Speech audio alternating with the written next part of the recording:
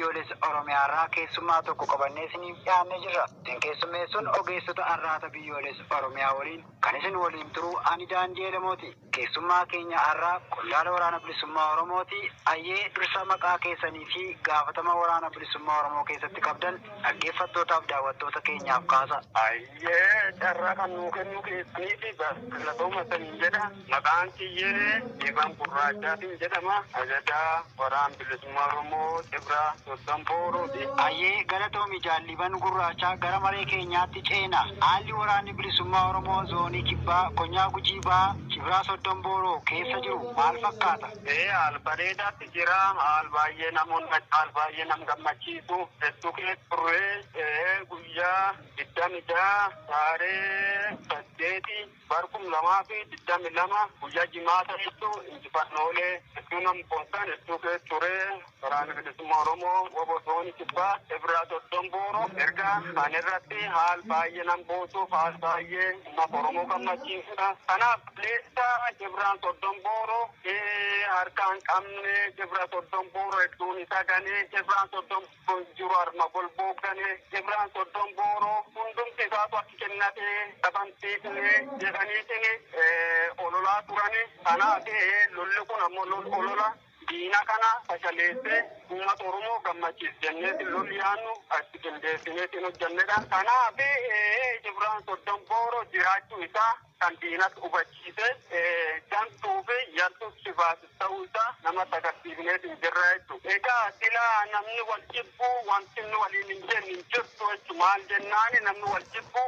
toltu waliif yaadu hamtuun walitti yaada hamtuun ammoo diinnitti yaadu takkalteetiif yeroo akkanatti humni taateetiin gabbaate ummatti itti dura mul'ata ummanni seenu qaamama miidhama waan ta'eef kanaaf lolli kun ammoo lol qindaa'eetiin Cibraa Soddonbooroo bilaaftuu akeekaa fi kaayoo akkaataa diinni ittiin socho'uu irratti hundaa'e kan loloo hundaa'uu sagantaa mata ofii qaba jechuudha. Kan turree illee sagantaa mata keenyaatii fi haalota gargaraa keessumaa turree kanaaf ammoo jiraachuu keenya uummanni keenya waan keessan nu bannee olol diina kanaaf akka inni raafanne loloo hundaa'uu ni jirra jennee sun hawaasa keenyatti hubachiisuu fi tarkaanfii kana fudhannee jechuudha. Ayyee egaa haala waraanni bilisummaa Oromoo Cibraa Soddonbooroo keessa jiru nu tuqxaniittu. Humni bilisiginnaa yeroo garaagaraatti loltoota hedduu isinitti bobbaasee isin balleessuuf yaalii garaagaraa taasisaa ture. Haala sana akkamiin keessa baatan? Akkamiin irra aantan? Egaa hundi isaadha. Jennaani humna hedduu hundayyuu Cibraa Soddonbooroo hanga balleessinutti waraan bilisummaa Oromoo balleessuu hin dandeenyu ka jedhu humni akkuma jiru Oromiyaa hundayyuu keessaa funaanamee iddoolee gargaraatti funaanamee as Cibraa Soddonboorootti nurra tuuleetiin ture. Kanaaf nu dhabamsiisuu hin dandeenye tarkaanfiin Cibraa Soddonbooroo guyyaa guyyaan fudhatu mala erga namni hin garre hin jirtu. Kanaaf nu dhabamsiisuu lakkisii hedduu nu kaleessa qabanne nu buqqisuu hin dandeenye jechuudha. Maal jennaan kamuyyuu karooraa fi sagantaa ofiitiin sochoonaa sagantaa keenyaa sochoona malee karooraa sagantaa diinaatiin hin socho'u waan ta'eef karooraa sagantaa diinaa guutuu fixaa fuudhaanii riqeelola waan ta'aniif kallattii nu barbaachisu sochoonaa malee karooraa sagantaa diinii qabatee socho'uuf guutuu fidamne malee inni yookaan nu buqqise yookaan inni iddoo nu sochooseetiin jechuudha. Kanaafuu haala keessurreetiin jenni kan keessatti injifannee irra aanne gaafa irra aanne jennisani injifannoolee jennisani deebineetiin akka diin artin buuneef jecha karoora inni qabateetiin ittiin nutti duulsani fashaleessuuf jecha dura kallattii biraatitti dura milikineetiin jirra jechuudha. Kallattii biraatitti dura milikinee jedheetiin jenne atu wal maddisiifne jechuudha. Akkaataa ammoo inni itti karoorfateetiin humna manga kan qabateetiin turetti akka ribeelola tokko turtaa waan hin barbaanneef iddoo inni akkas ta'uuf sani gadhiifneeti dura boruu keennee jirti jechuudha. Maal jennaan of ijaaruu kajettan. Of ijaaruu fi ammoo dura boruu keennee jira malee iddoo sanis akka inni humnaan hin qaban nu lakkisi uummanni Oromoo guutuu ragaa jechuudha. Lola jimaata darbe agayya 26 barkuma 2022 WBO'n Cibraa Soddonbooroo taasise akkam ture? Haalli diinaa akkasumas injifannoowwan argaman dhaggeeffattootaaf daawwattoota keenyaaf kaasi. Guyyaa 26 8ffaa barkuma 2022 tarkaanfiin hedduu nama boonsu. Kanaaf konkolaataa kudhan shani oolli qabatteetiin gara bulbulitti nageellee irraa sochootu. Egaa waraanni bilisummaa Oromoo woboo zoonii Kibbaa Cibra Sosdombooro adda hidhuudhaan iddoo addaa yookaan culul yookiin masgoo jedhamtutti rukutee kiinaa kudhan shanaan san hedduu isaa barbadeesse meeshaa akaama 34 irra boojjee biikimmi tokko bishka tokko tasaas biikimmi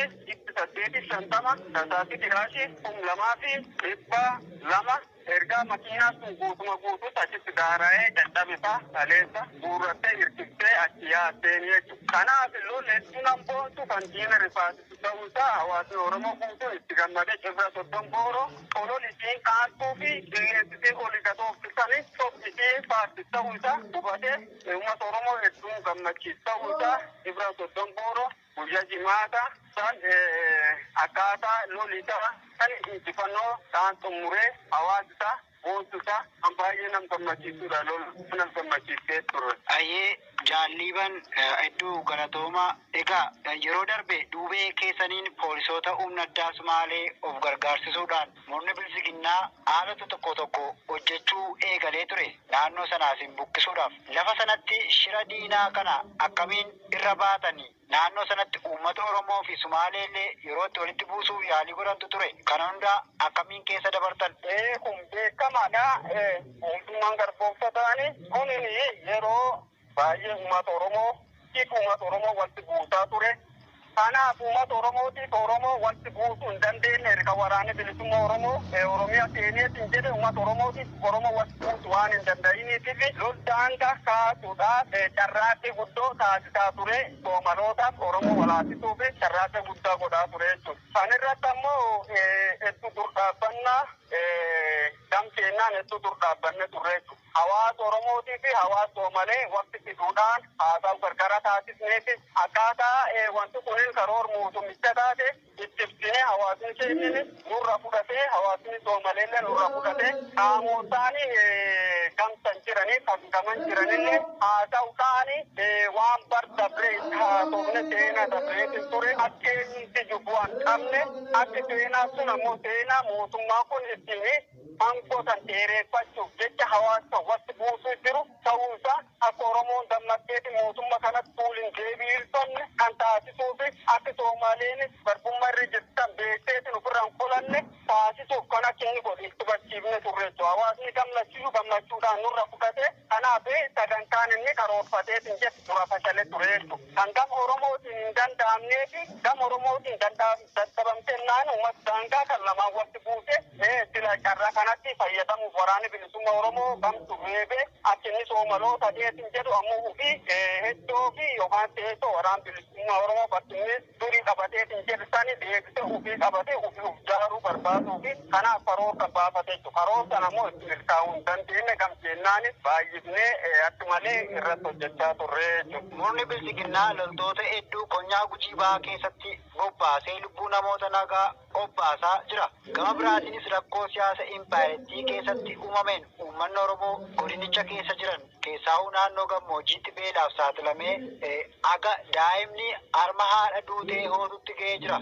Rakkoo beelaa kana murni bilisiginnaa maaliif furuu dadhabee itti dhiise? Eeyyan kun beekamaadha. Uummati keenya silaa beekamaadha.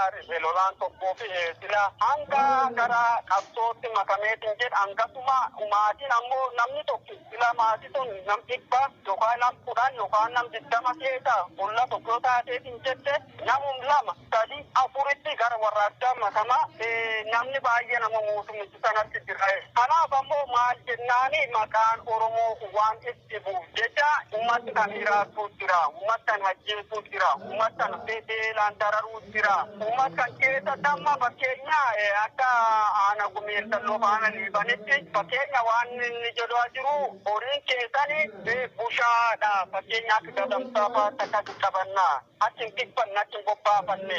Ooguruu keessan arsaadha.